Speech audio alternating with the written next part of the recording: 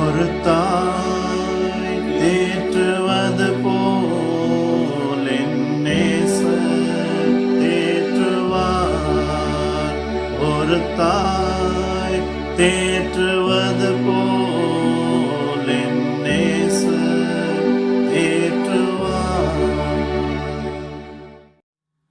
இருள் சூழ்ந்த லோகத்தில் இமைப்பொழுதும் தூங்காமல் கண்மணி போல் நம்மை காத்தவரை அதிகாலையிலே தேடுவது எத்தனை அவசியம்.